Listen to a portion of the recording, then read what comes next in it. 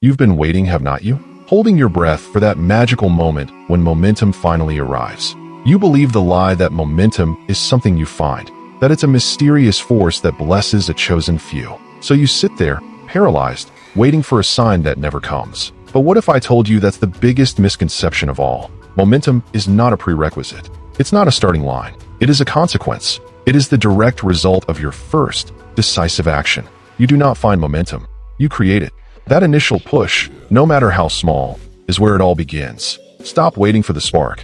Be the spark. You think you need motivation to start, but the truth is, starting creates the motivation. That first push, no matter how small, is where the magic begins. It's not a boulder you have to move in one heroic shove. It's a flywheel. Your first tiny action is a single push. The second action builds on the first, adding a little more speed. And the third? It builds on the energy of the first two.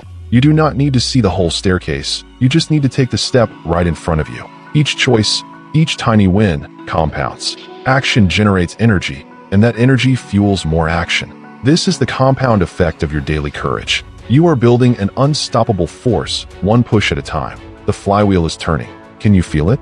And I was stuck, completely paralyzed, staring at a screen that reflected my own emptiness. Have you ever felt that?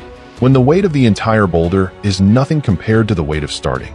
I waited for a sign, for lightning to strike, for the universe to give me permission to move. But the only thing that happened was the clock ticking, mocking my stillness. So I made a deal with myself. I did not need to write the whole chapter.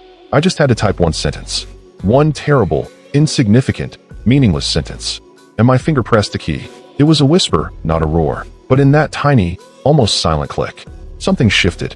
The wheel, that massive, impossible flywheel, groaned. It was the smallest movement, but it was movement. And the resistance lost its power because I was no longer standing still. That first push does not have to be perfect. It just has to be. So I want you to think of one area where you're stuck. Not the whole mountain, just the very first pebble in your path. What is the tiniest, most insignificant action you could take? I'm talking about sending one email, or writing one sentence, or making one 5-minute phone call. This is not about finishing the race. This is about feeling your feet leave the blocks. That initial jolt is everything. It proves the physics to you. It proves you can move what feels immovable. Your motivation is not a prerequisite.